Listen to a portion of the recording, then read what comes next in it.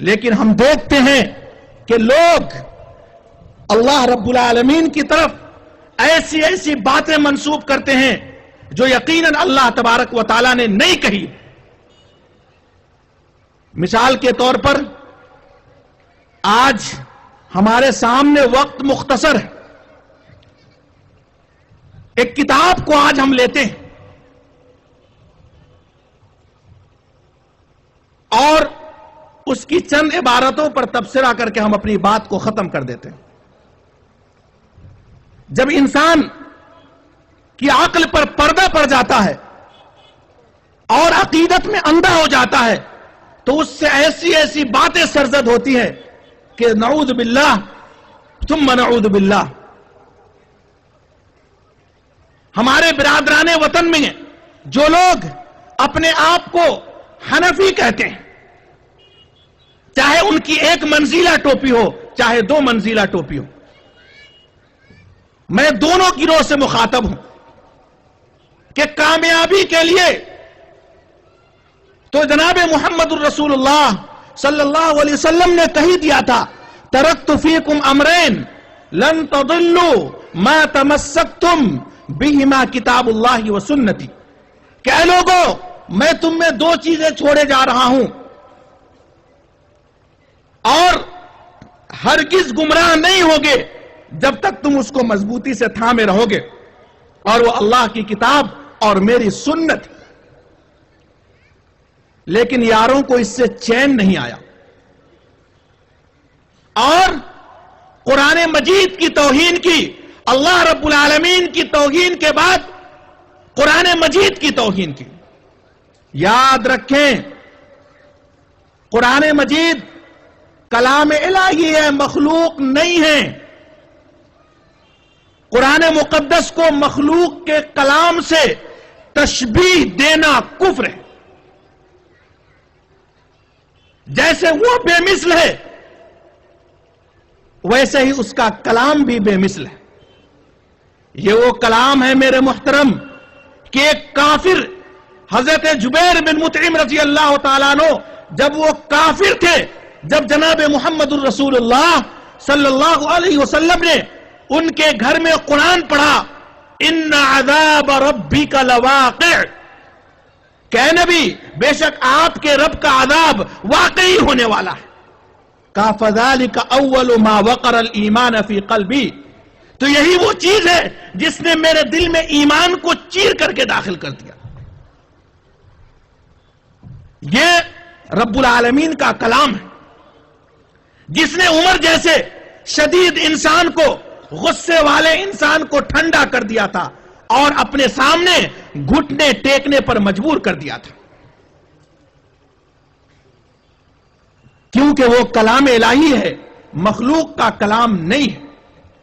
اسی لیے میرے محترم آپ بات کو ذرا غور سے سننا کہ صحیح بخاری جبکہ وہ بھی وحی الہی ہے، حدیث رسول بھی، لیکن چونکہ الفاظ جناب محمد الرسول اللہ صلی اللہ علیہ وسلم کے ہیں، اس لیے اس کتاب کو بھی یہ نہیں کہا گیا کل قرآن، یہ نہیں کہا گیا کہ البخاری کل قرآن، کہ بخاری قرآن کی طریقے سے ہے، نہیں کہا گیا، کیونکہ خالق اور مخلوق کے کلام میں کوئی مماثلت نہیں، کوئی کمپیریزن نہیں. کیا کہا گیا بخاری کو؟ اصح الکتب بعد کتاب اللہ، کہ اس دنیا میں کلام الہی کے بعد، قرآن مجید کے بعد سب سے صحیح کتاب ہے. اس کو کل قرآن نہیں کہا گیا، چونکہ بہرحال محمد الرسول اللہ صلی اللہ علیہ وسلم مخلوق ہیں، عبد ہیں، اور اللہ معبود ہے، اللہ خالق ہے. دونوں کے کلام میں کوئی مماثلت نہیں، کوئی موازنہ نہیں.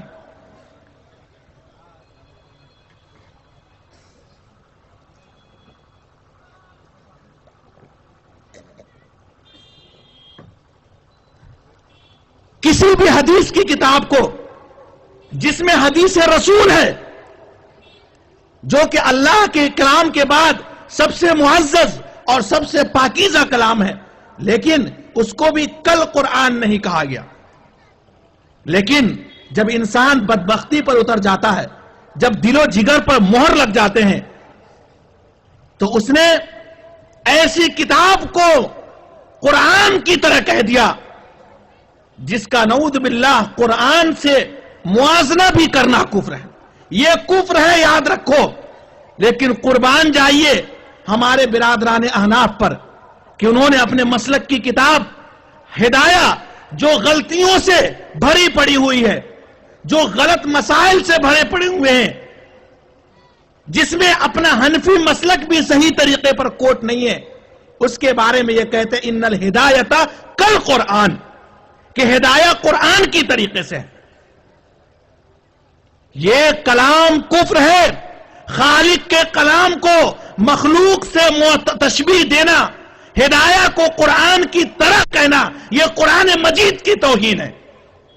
اور ڈنمارک کا مسلمان اگر قرآن کی توہین کرے، ڈنمارک کے عیسائی اگر قرآن مجید کی توہین کرے، ان کے خلاف آپ مظاہرہ کریں، تو کوئی وجہ نہیں ہے کہ ہدایہ کے ماننے والوں کے خلاف احتجاج نہ کیا جائے، ان پر انگلی نہ اٹھائے جائے کہ وہ ہدایہ کو قرآن کی طریقے سے کہتے ہیں.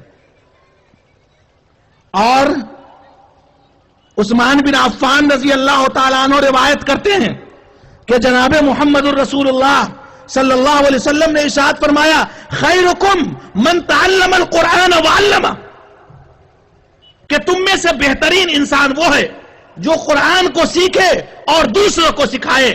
لیکن قربان جائیے در مختار پر کہ اس میں لکھا ہوا ہے کہ وَتَعَلُّمُ الْفِقْهِ افضل من تعلم القرآن، کہ فقہ کا سیکھنا قرآن کے سیکھنے سے بہتر ہے. ہمیں بتاؤ یارو کہ محمد الرسول اللہ صلی اللہ علیہ وسلم جو ناطق بالوحی ہیں وہ سچے ہیں یا تم سچے ہو؟ وہ کہتے ہیں قرآن کا سیکھنا افضل، اور در مختار کا مصنف کہتا ہے کہ فقہ کا سیکھنا افضل. میرے محترم یاد رکھیں، کوئی وجہ نہیں ہے کہ یہی فتویٰ یہاں بھی جاری نہ ہو جو ان تمام لوگوں کے خلاف ہوتا ہے جو قرآن مجید کی توہین کرتے ہیں. میرے محترم بزرگوں اور دوستوں، لیکن پیمانہ بدل چکا ہے اس کائنات کے اندر. اب آئیے حدیث رسول کی بات کرتے ہیں. حدیث رسول کی توہین کرنا تو اہل ہوا کا، خواہشات کے پرستاروں کے بائیں ہاتھ کا کھیل. رات میں کلکتہ میں آیا، مجھے ایسی جرأت کا انسان اس لمبی زندگی میں مجھے کہیں نہیں ملا. خارجی فرقے کا ایک آدمی ہمارے پاس آیا جس کا سربراہ شاہد اقبال ہے. میں اس مجمع میں دعا کرتا ہوں کہ اللہ اس کے جڑ کو تو کاٹ دے. کہیے آمین. جتنے فرقوں کو میں نے دیکھا، یارو یاد رکھو میں نے ایسی جرأت کا مالک نہیں دیکھا. میں نے کہا کہ جب خواہشات کا غلام ہو جاتا ہے، جب دنیا کی طرف مائل ہو جاتا ہے، تو کیسی کیسی بلائیں ان سے سرزد ہوتی ہیں. کہنے لگا وہ آدمی کہ صحیح بخاری کے اندر کتاب الاستسقاء میں حدیث لکھی ہوئی ہے جس میں حضرت عمر رضی اللہ تعالیٰ عنہ فرماتے ہیں کہ اے اللہ، جب آپ کے نبی ہم میں موجود تھے تو ہم آپ کے نبی کا وسیلہ لیتے تھے، اور آج آپ کے نبی ہم میں موجود نہیں تو ان کے چچا عباس کا وسیلہ لیتے ہیں. وہ کہنے لگا میں بخاری کی اس حدیث کو نہیں مانتا. میں نے انکار کے بہت سے روپ دیکھے تھے، لیکن اتنی بھٹائی کے ساتھ میں نہیں مانتا. بولتا میں نہیں مانوں گا اس حدیث کو، بخاری کی یہ حدیث غلط. جو بھی ہم اس کے دعوے کے خلاف میں نے دوسری حدیث سنائی، کہا کہ یہ بھی غلط. جو حدیث اس کے مدعا کے خلاف ہے، چاہے وہ بخاری میں چاہے وہ مسلم میں، وہ سب غلط ہے اس کے نزدیک. میں نے آج سے تقریباً 2 مہینے سے ان کو چیلنج کیا ہوں اور کلکتہ سے لوگ آئے ہوئے ہیں، پھر میری بات کو ان تک پہنچا دیں کہ میں ان سے ان باتوں پر کہ یہ بخاری کی یہ روایت صحیح ہے یا نہیں، وہ کہتا اسماء الرجال سے مجھے کوئی مطلب نہیں، سند کی دنیا سے مجھے کوئی مطلب نہیں، میں نہیں مانوں گا بخاری کی اس حدیث کو۔ میں کہتا ہوں کہ آپ کے اسلام کی بھی دنیا والوں کو کوئی ضرورت نہیں، میری بات کو یاد رکھی جائے۔ یہ ضمنی بات آ گئی ہے کہ شاہد اقبال اور اس کے گروپ کو پہنچا دیجئے کہ اس سے میں مباہلہ کرنے کو ہمیشہ تیار ہوں۔ ہندوستان کے جس سرزمین پہ چاہے وہ کھلے میدان میں جو رسول اللہ صلی اللہ علیہ وسلم کی سنت ہے اس معاملے میں آئے اور میں دعا کرے کہ اللہ جو تیرے صحابی کی بات کو ٹھکراتے ہیں، جو حدیث رسول کو ٹھکراتے ہیں اور کہتے ہیں یہ حدیث نہیں ہے، اے اللہ اس کھلے میدان میں اس کا منہ کالا کر دے۔ آج 2 مہینے بیت گئے لیکن یاروں کی طرف سے کوئی جواب نہیں آتا۔ بہرحال میں یہ بات کہہ رہا تھا کہ حدیث رسول کی توہین جب انسان خواہشات کا بندہ ہو جاتا ہے، جب انسان دنیا کی طرف مائل ہو جاتا ہے تو رسول اللہ کی حدیثوں کی توہین کرنا اس کے بائیں ہاتھ کا کھیل۔ چنانچہ آپ دیکھیے مرزا قادیانی کی کتاب اعجاز احمدی کو اٹھا کر کے وہ کہتا ہے کہ نعوذ باللہ میری وحی کے سامنے حدیث مصطفیٰ کی کوئی حقیقت نہیں، اور ہم اس کو ردی کی ٹوکری میں پھینک دیتے ہیں جو ہمارے دعوے کے خلاف ہے۔ ہم کہتے ہیں کہ مرزا قادیانی کے کافر ہونے کے جہاں بہت سے وجوہات ہیں، اس میں سے ایک یہ بھی ہے کہ اس نے رسول اللہ صلی اللہ علیہ وسلم کی حدیثوں کی توہین کی۔ میرے محترم، تو پیمانہ برابر ہونی چاہیے۔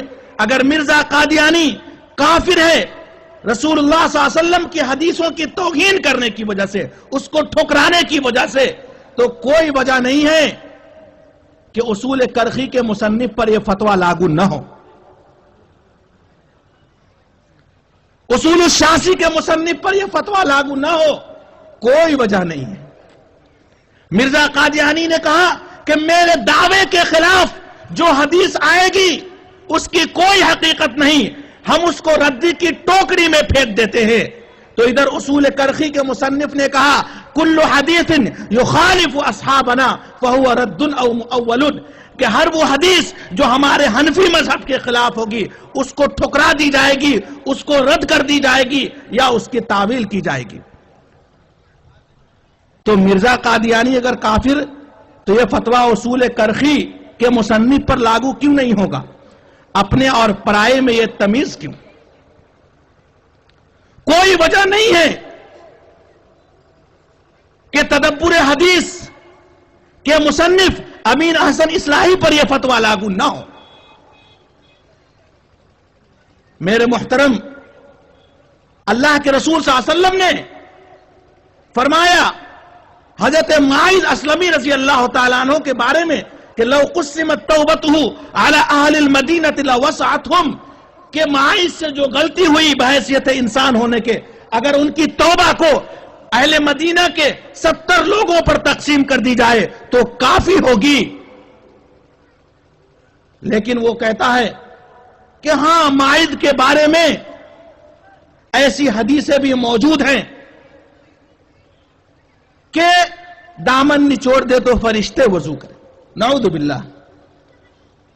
اور الزام لگاتا ہے وہ انسان، یہ ہمیں کہتے ہیں صحابہ کو نہیں مانتے، صحابہ کی توہین کرتے اہل حدیث والے، ان کو اپنی خبر ہی نہیں کہ صحابہ کا کوئی بھی مقام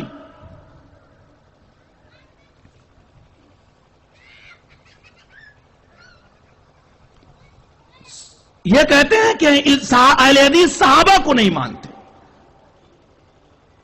ہم کہتے ہیں تمہارا صحابہ کے ساتھ کیا سلوک ہے، ذرا تم دیکھو، حدیث رسول کے ساتھ تمہارا کیا سلوک ہے، تم دیکھو۔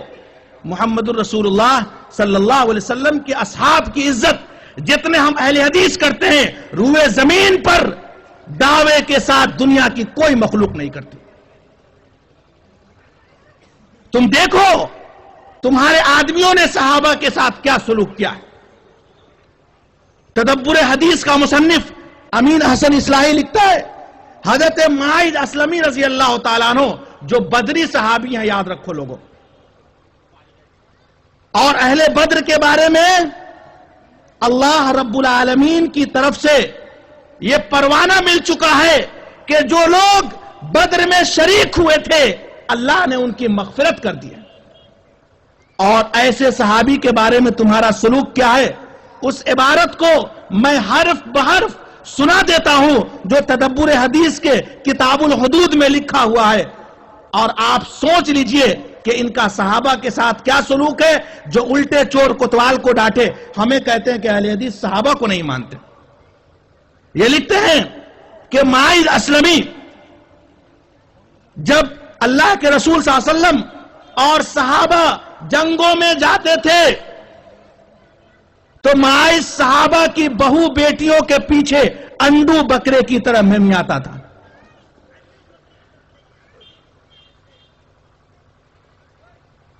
سوچئے کہ صحابہ کے ساتھ میں کہتا ہوں ان کے شرابیوں کو ان کے کبابیوں کو اگر یہ بات کہی جائے, ان کے دیوبند کے مولانا کو اور پھرپھرا کے مولانا کو اگر یہ کہہ دیا جائے کہ یہ بنگال والوں کی بہو بیٹیوں کے پیچھے انڈو بکرے کی طرح مہمیاتا ہے تو ان کے تن بدن میں آگ لگ جائے گی, یہ مارنے کاٹنے پر اتر جائیں گے.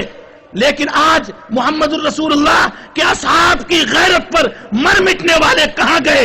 اپنی قبروں میں سو گئے کہ آج کوئی بولنے والا نہیں ہے کہ آج بدری صحابی کے بارے میں یہ کہا جا رہا ہے 1400 سال کے بعد کہ وہ صحابہ کی بہو بیٹیوں کے پیچھے انڈو بکرے کی طرح مہمیاتا تھا. اور ایسے لوگ شرم نہیں کرتے, الٹے اہل حدیثوں پر تہمت لگاتے ہیں کہ یہ صحابہ کو نہیں مانتے. کہاں تم اور کہاں صحابہ؟ اعدائے صحابہ تم ہو, صحابہ کے دشمن تم ہو. تم نے صحابہ اکرام کے ساتھ وہ سلوک کیا ہے جو شاتمان صحابہ شیعوں نے بھی نہیں کیا ہے. اگر اسی موضوع کی وضاحت کی جائے تو گھنٹوں درکار ہے میرے محترم کہ صحابہ کے ساتھ برادران احناف کا سلوک کیا ہے. آپ دیکھیں شیعوں نے صدیق اکبر کو گالیاں دی, فاروق اعظم کو گالیاں دی, عثمان ذی النورین کو گالیاں دی, ام المومنین حضرت عائشہ صدیقہ رضی اللہ تعالیٰ عنہ پر زنا کی تہمت لگائی. انہوں نے کیا کیا؟ کیونکہ شیعہ ان کے بھائی ہیں. انہوں نے ابھی ایک کتاب دیکھا میں الہ آباد میں, اہل حدیث یا شیعہ. بہار میں ایک مسل مشہور ہے, چور بولے زور سے. یہ ہمارے خلاف کتاب